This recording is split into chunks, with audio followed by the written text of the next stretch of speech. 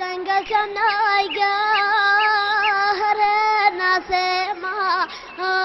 پەی دووری باڵا و مەگیر خەلیف تەسێما ئەوە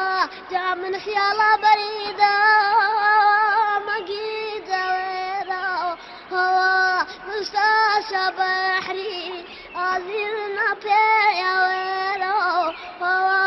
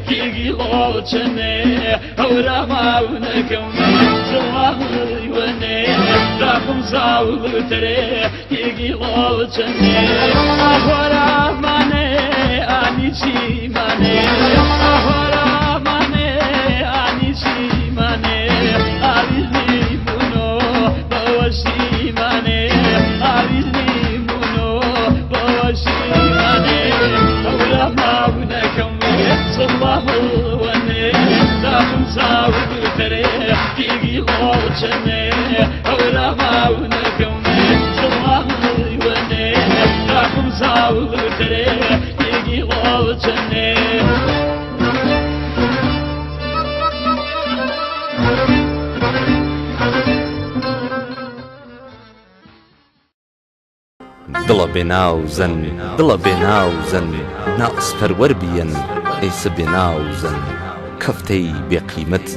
بێزاوی ڕاوزەن ئاوارەمە بۆ هەر نەپەرواوزن مەیۆ و نەپەرواوز من گرتن باوڵش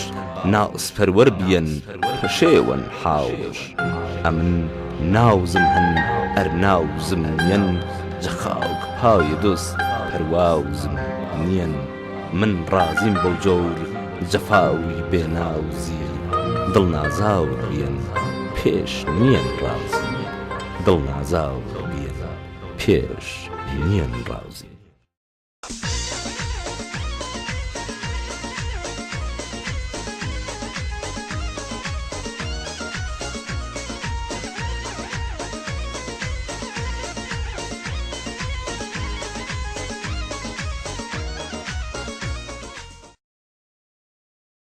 ژاوەڕۆی هەمیشە سەربەرز دەگە و بێسارانی جۆجە دەگا نامبەرشێکە و ژاوەڕ و وەرپڕە و هەورامانیانە کە خەڵکش بە ئازایی و نیشتمانپەروەری و سەرسۆزی و باخۆمەڵکەکەش نامێش بەرشێنە جەساڵ و 1640 ئەلابیەی مەسیحی وەراوەر بە 1050 کۆچی مانگی ئی ناوچە بماننا دۆڵەمەنە شاعر عالم زانایۆش پەروەردە و بارئاور بەنامۆ سەفا یان مامۆستا مەلا سەفا کوڕ و قوتبەددینی بێسارانی مامۆستا بێسارانی دەرزوەنەی وەڵینش جەخزمەت و تاتەیشەنە جەدەگە و بێسارانیانە دەست بە نەکرد و دمایی پێی فێربیەی فرەتری لوا دەگە و پایگەلانی و جەمەکتەبخانە و حاجی مەڵا ئەحمەدی پایگەلانیانە درێژەشدا بە وەنێش دمایی تەر تەشریفش بەرپەی شار و نۆچێ و لەوا پەی مەکتەبخانەی دۆڵەمەنی مامۆستا مەلا ئەحمەدی نۆتشی سروشتە جوانەکە و ژاوەڕۆی و هەورامان و لەهۆنی کاریگەریوی ئالشا سەر و ئی پیاگۆرەیە بیەن کە ئارۆ ئێمەی هەورامی و کوردستانی جەسات بەسات و ژیوەی ئی عالم و شاعرە گۆرەیە استفادە کەرمی ما و سڵام و احترام و دەزۆشیم کە کولەن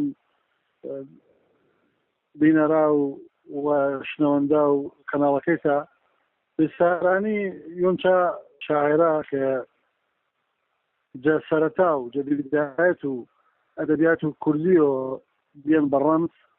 معلوم و گرد و ئەدەبدۆستا و گرد و ئەدەبشناسە کوردیە کە بێسارانی پێستە و ڕامزێ ئەدەبی کوردی دما و بابەتایاری هەمەدانی ئێمەدە ساڵاو 2010 بابەتایەر دیەن بەڵام جە دار و فۆڵەکانێ 1600 بێسارانی پێسە شاعرە کوردی بەرگنۆ کە بە لەهجە هۆرانی شێرزاد گۆرانی لەهجە هۆرانی شعر جواتینی ئانەی کە چی بەحسە منەنە قابل توجهی بێ قابل وانەیە بێ کە پێ من سەرنجڕاکێش بێ و بی باعث وانەیە کە لێکۆڵینەوە شتەنەکەرو کاتیگۆری یاخود مەقولە و وەشەویسی عشقی و جوانناسی بێ ئستاتیکای بێ لاو بستانی شاعریۆ چون هەر کەسە سەرۆکاری چەندی ئەدەبیاتی بۆ معلومە کە جەبابەتایەرە هەتانکو نامێ لا مۆلەوی دماکەری چەکانیاوە لاو قوتابخانە و بابانی ئەدەبیاتی کوردی ئەدەبیاتی عێرفانیە ئەدەبیاتی عێرفانیە بە پلەی امتیاز وەڵێ دیارەی عێرفانی هەیە زمینە وێژ هەن شناسی وێژ هەن دیدگا وێژ هەن پێ هەم پێ جیهان بینی هەم پێ چێوەکە دۆروبەریش هەم دیدگا وێژ هەم پێ ئەدەبیات بەعنوان و ئامرازەوە لەو ئینسانی عارفیەوە پێ تعبیر کردەی جیهان بینی عێرفان وێژ ئەدەبیات مێنە بوون ئاوەختە ئەدەبیات نامێژ نوێ و ئەدەبیاتی عێرفانی شناسی عێرفانیش بنەدریەوە معلومی چا جا سەردەم و ئیسلامیانە عێرفان و ئێمە دوێ خەتی ئەساسیش هەنێ کە تەریقەت و نەقشبەندی و تەریقەت و قادریە بەڵامانەی کە یەکێ ملاحەزێ بێ لاو منەوە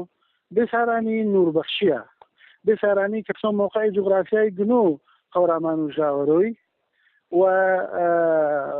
بسە موقع جغرافی گنۆ ئاگە و چا تدریسش کردن و بسە و فقه و مەڵایەتیش کردن و معروفی جاپانەیە کە نەزیانەرە یعنی هەر چا منطقەنە و نەنش و هەم چا منطقەیەنە تدریسش کردن و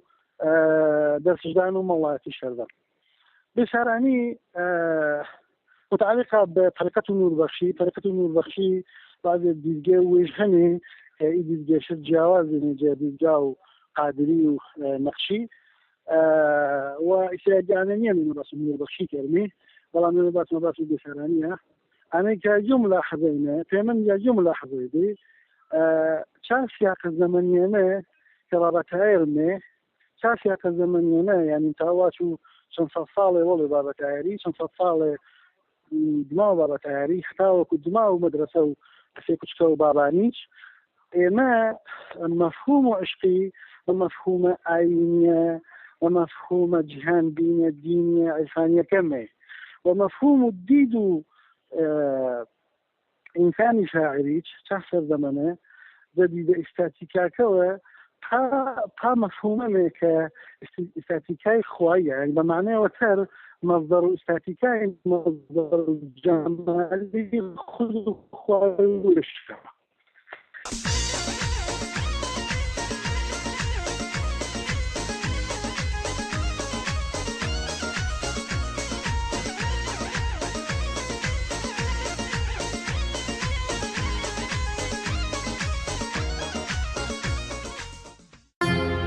یاران ڕایتەواو یاران ڕایتەواو ڕۆیێ دڵکردش ئەزمێڕاوی تەواو نۆشاو جامە عشق گێڵا و قاف بەقاو پەی کەعبەی مەقسوود ڕەوزەی نووری ساوف چەند گێڵا وەکۆ هەر شەو بێیاوەر باور کێشەمەینەڵ پڕ جەسەودا و سەر چەند جە کلیسا و چەند جە خانەقاو چەند جە مەیخاونە مەستاون مەیخاو وش مجرد کرد پەی مەقسوودە خەیر تاو حەفت تەبەقەی زەمین کردش سەیر چەند بە فکر وێنەی هەیئەتی پەروەر گێڵا و حەفت گەردون گەرداون سەرا و سەر هەرچ مەوجود بێ نەکاو عدەم دڵی مراڵ جۆ لێشنیا و قەدەم آخر یەنگێڵا و نەدیش نەجاوی پەیدا و پەیدین مەقسوودش ڕاویێ. كلن منظور چی مقدمه چی اختصار و پیشکیه کەواتم ئەنەبێ کە واچوو دوێ چەمکێ دوێ مەفهومێ عشقی و جوانناسی زیباشناسی ئستاتیکا جا كل فلسفة كلاسيكي أوروبية هردوي اعتبار إلهي شاهن اعتبار فيض إلهي شاهن طبعا ايك دوا تروفكو دوا منزلقاو عشقي خوايا وعشقكي ترك عشقي زمينيني تمرينة سرطان في عشقي كلي كعشقي خوايا و جوانيج زيباشناسيج وزيبايي ك دنيا فيزيكينا هن هيجنيا جزء كمحاولة كرو تعبير دو جزيباي كلي كزيباي خوايا إنا هردو مفهومي شمتي عشقي وزيبايي نجا كلاسيكنا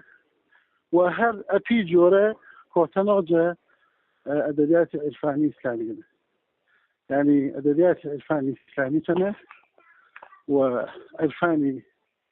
مسيحي جولكيشنا بهمان معنى بهمان شمكنه بلان فكينا تشينه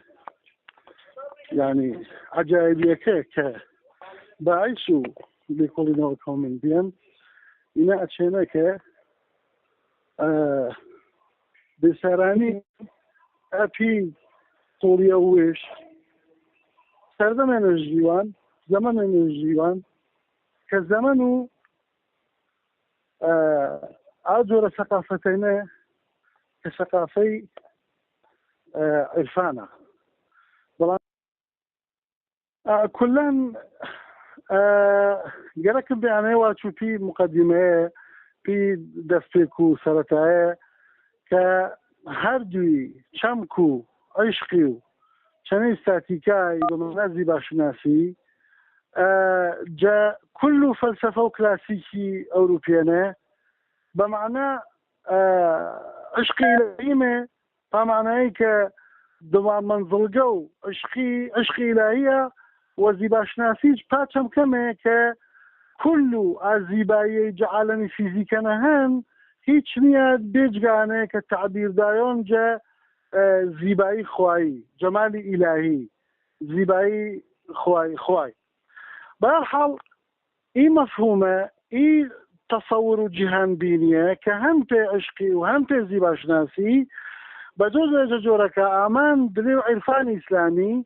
كل شاعر عارفك وإيمة وغير إيمة منطقة دورو بريمة قرامي بيبا فارسي بيبا هر زبانة بيبا في منطقنا وقتك أدبيات عرفان شا بيان أدبيات عرفان شا إنتاج كردن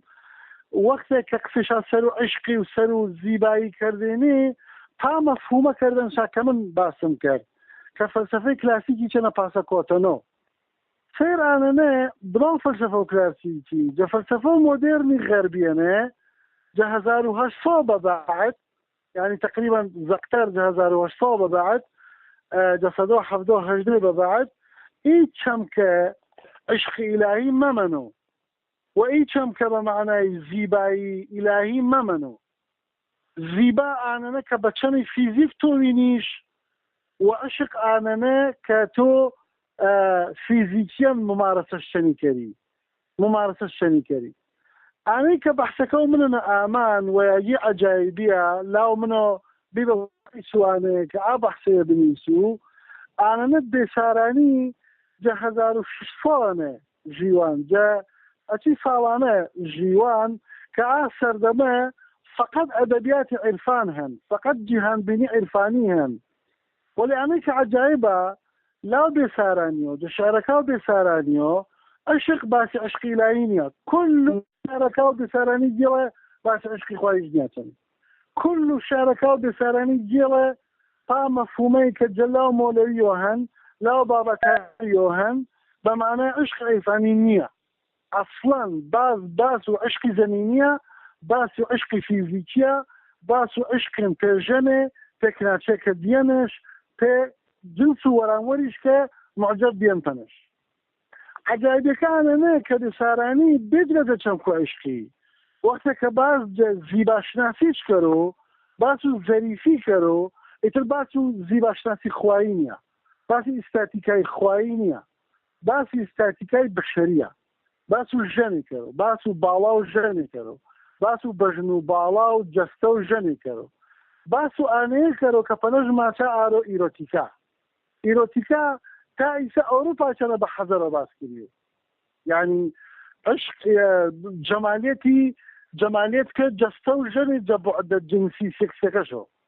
جماليت که جسته و ژنی جبعد سکسیکشو. بسارانی ان رود باسو جسته و ژنی کرو اصلا مدار از نیاتنه تو جیلی چند که بیزی باسو جمالی خواهی شنو، باسو جودبیه کرو، باسو پیولکاو وقتو وتی کرو، باسو آنه کرو که قاتشا پیولتی کلی با اصلا باسو ممارسه جلفی کرو، باسو ظریفی کرو، باسو كل جسته و ژنی کرو، كل جسته و ژنی بتفاصيلش ده شاركاو بسارانينه كورتا و بحثكاو من عنانه بساراني زمن الجيوان غريبة با زمن وش غريبة بمعنى كلمة بساراني غريبة با زمن وش شنا مبدع بي شنا داهنر بي متى جسياقي ثقافي زمن ود برشي متى تو چا ثقافة سائدة آرو مثلا تو هرمو ثقافة جيرة يا پاشخاني فكريج ماترياليزما يا آينا و إسلاميزما يا عرفانا عفوا يوشي مفاهيم جهان بينية معرفاني متى تصور مثقفة وكري خارج إيجور جهان بينية بساراني شاعرة مثقفة دينية خارج بثقافة وسردموش كسي مقلد نية تا معنى عرفاني كأرو ثقافة بيان كسي مقلد نية تا معنى معرفي روشن بيري كبيم الله شاروانا بيان ببلغو دليل إيني إيبيا باسو عشق وكرو كأرو أدبياتي مودرننا إيبيا باسو زيبا شناسية وإيروتيكية وكرو كأرو مودرننا هن وباشم كو مفهومي كلاو بسارانيو هن نا عرفاننا بيان ونا كلاسيكنا بيان نا من كواتم ما وصل بساراني شاركيش جا تشوارتشيو چمكو عشقي وستاتيكاينه تا أراس مودرنا واتيني يعني نواتنا مودرن بيان تا معناي كل تفاصيل فكري مودرني كاروهان بعلمانيتي شو بجديني شو بچيشي شو لا بساريني شو چامنا بيان نا من واتنا ايدو چمكا فقط لا بسارانيو اتي جورا كوتيني كارو مودرنا نهم إنيت دو إنه فهم معنانية كبساراني الشرعي نيج نبيني شو كدر انجام بساراني كسيوان مالاديان طريقة النور بخشيش بيان وثقافتش كلن جا شوارشو ثقافة الدينية نبيان بلان بصينا سري إني أو تاجور عرفاني كلاو مولويو لاو مولانايو لاو بابا تايريو هنك باسو خواي لاو آيو آباسو خواينيا أو بجور باسو خواي كرو بسو خواي إنسان عادي شاني باسو خواي معبود وشكرو فقط به چیتر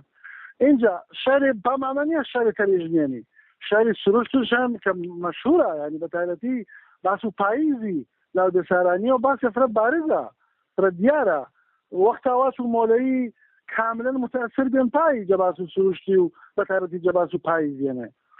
بلام من عنی آگو شنیگای که قسم سر کردن عبارت بین چه آدو چمکه چه سیاق زمانیه نه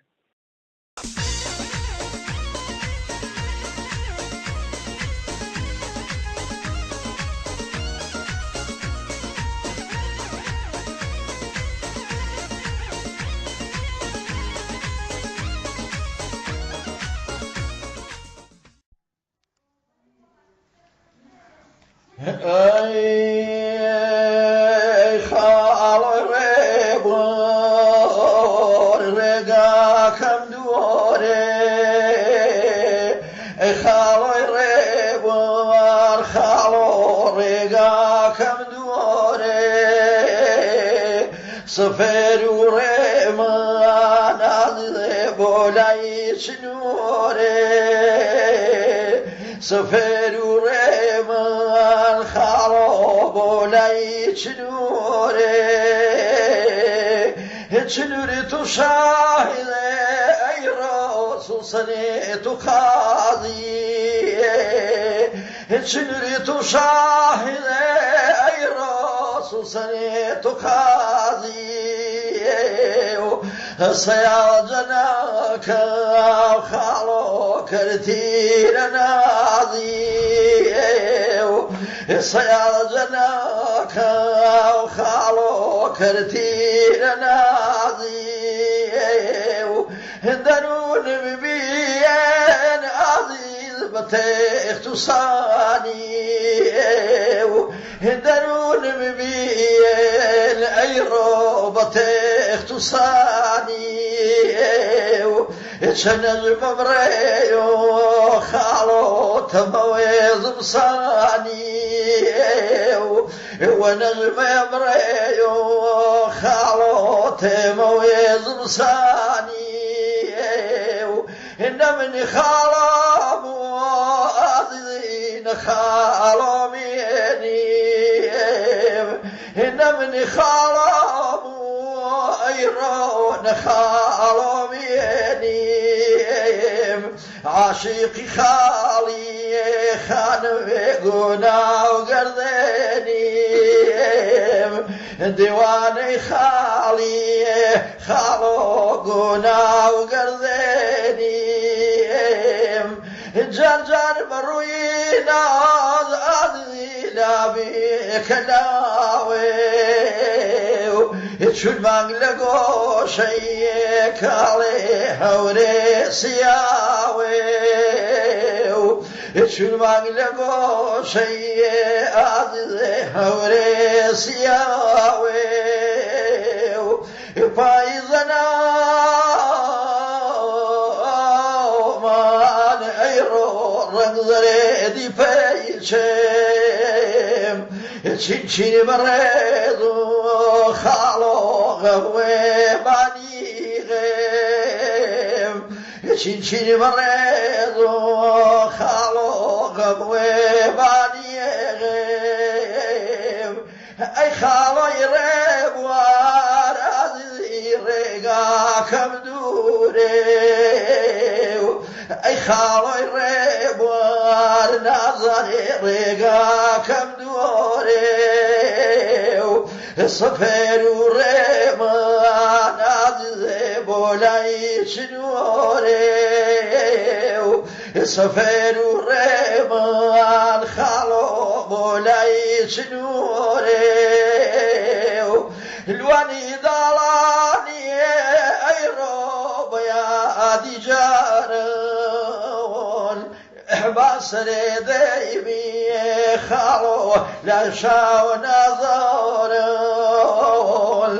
با سرێ دەیبیێ ئەی ڕۆ کۆنێ هەوارن تازە وەرکەوتەنێ عەزیزی بنار و دێشتە بڵیە هەورامان خاڵۆ ماچی بەوێشتە. من صفتێکە بێسارانی نەوینوش تەسلیم نەبیە بە واقعی جۆرە جا یاخیدێژی ناچەنێ ئەگەر کەلیمەکە دروست بۆ ئەنارشیزم یاخیدێژی ناچەنێ کە تسلیم واقعی مەبوو با معنای کە تەقلیدی بوو با معنای کە ثقافة سائدة ثقافة باوة كهان معرفة روشن بيك باوة كهان أو تسليمش بو تصور كده بسراني ملان مزينة إمامتش كردن مفروضة يعني بجورة كاب سواء قردو ملايا باسو ديني كرو تقليديا باسو ديني كرو بێسارانی فرە شارەکانش باز دە خەڵکێ دینداری گەڵچان سەردەمەنە کە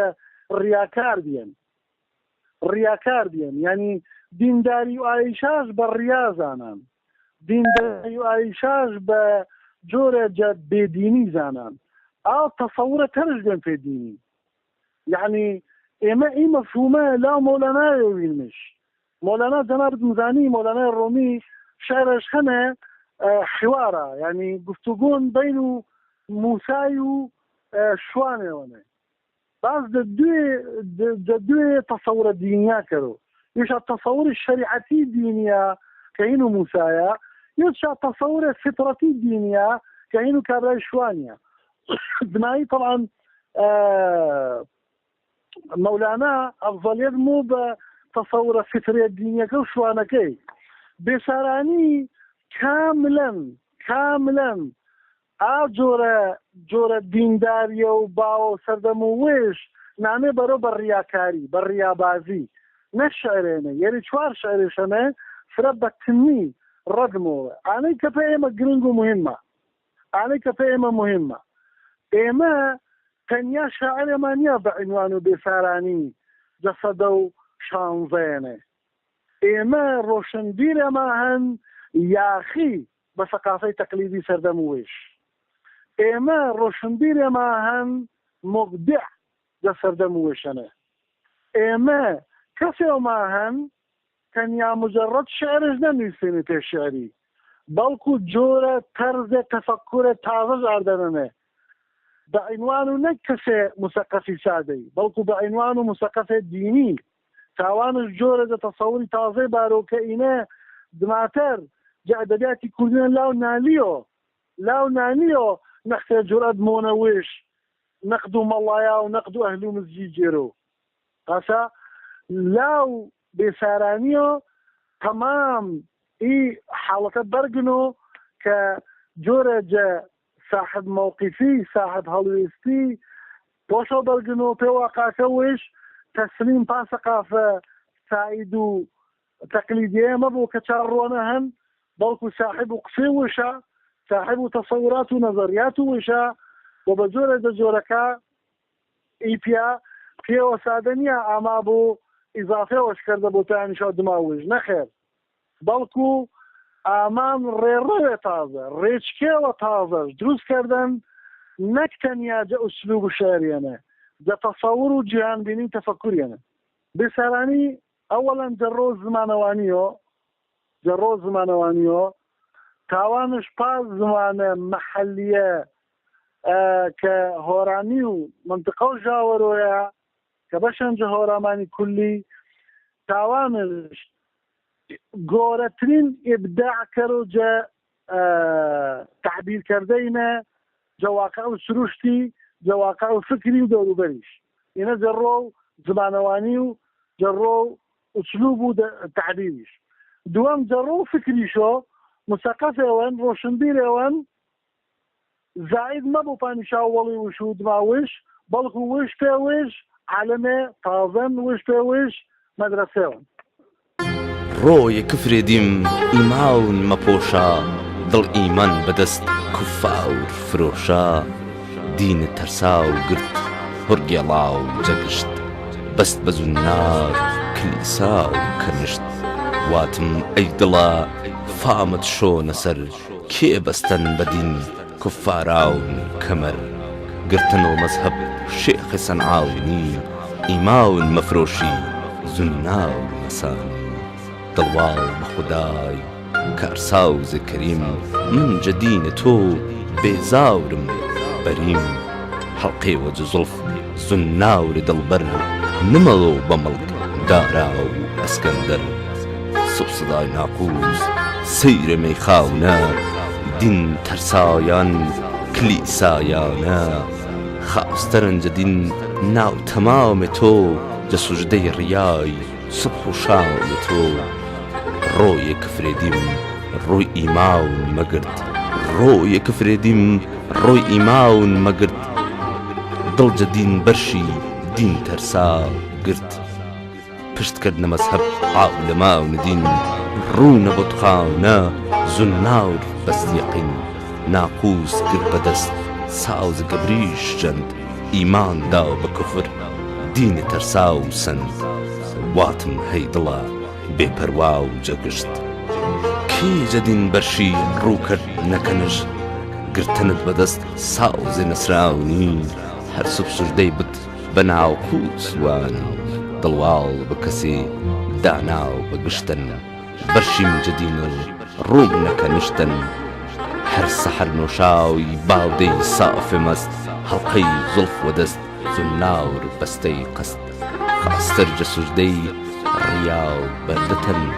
ڕەنجی سە ساڵەی جێ دەتەن ڕەنجی سە ساڵەی جێ نەوەردەتەن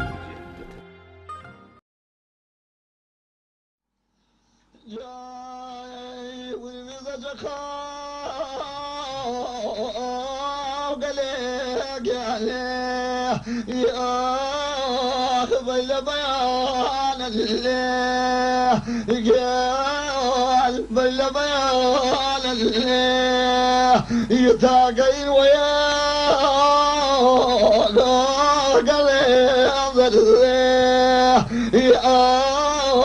آخر زمان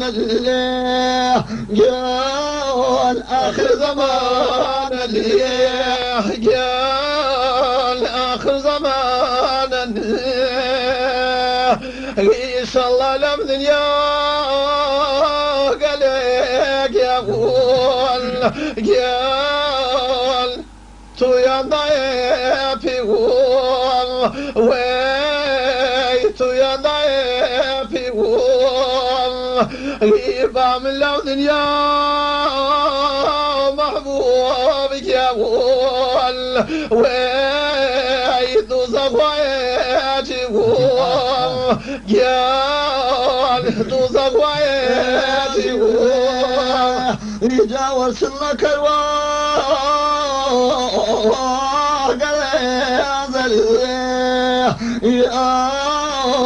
يا خيالاني قال خيالاني يا سلام الشوق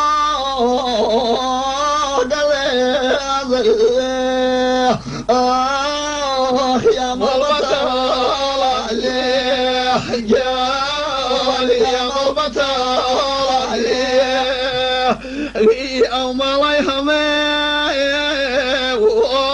وضان فيه قال قسي هراس كول قال قسي هراس كول أيضا بتشوكال قالك يقول سرقوناي باش كول قال سرقوناي باش كول جالو جال بقلا قالك يا حرام ويميني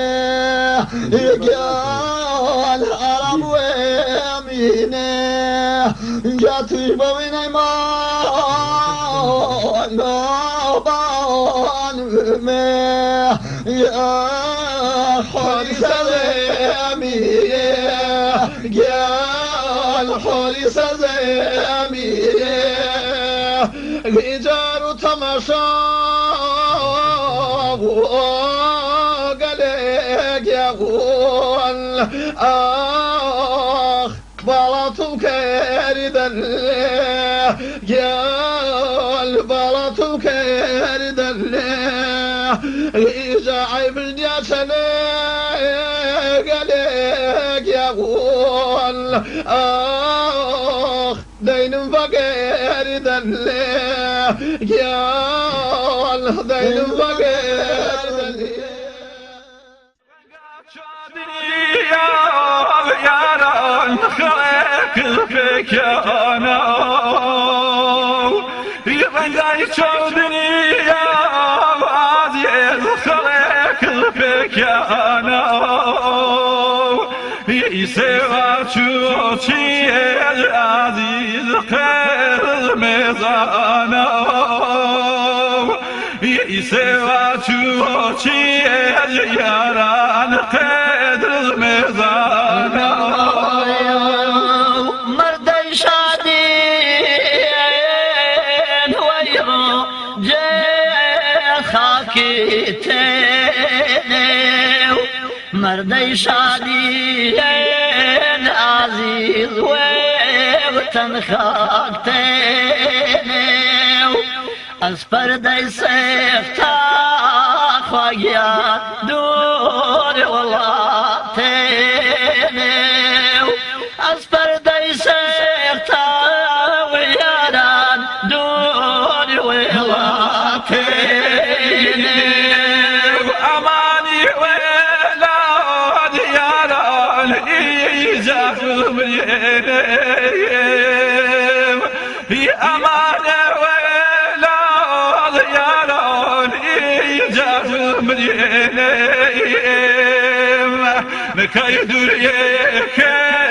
عزیز مرینا نمیجه خیم نکای دوریه که یاران مرینا نمیجه خیم ضيمو غريبي هوا والله كيروني ضيمو غريبي وعزيز والله كيروني شنمرو شاوتي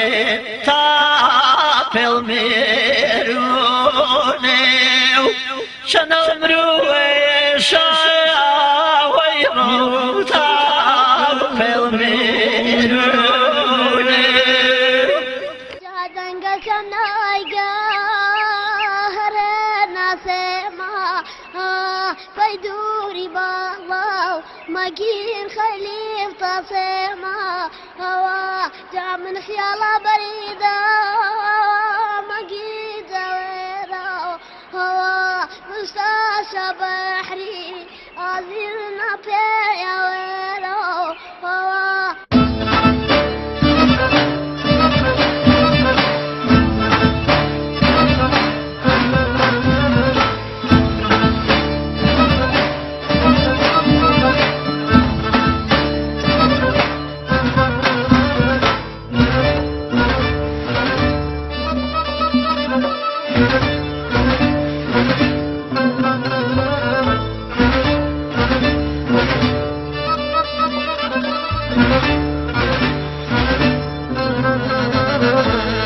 ما ونكم صلاه وني داكم ساود تري كي لوچني اورا ما ونكم صلاه وني داكم ساود تري كي لوچني اورا ماني اني چي ماني اورا ماني اني چي ماني اويزي بونو بوشي ماني اويزي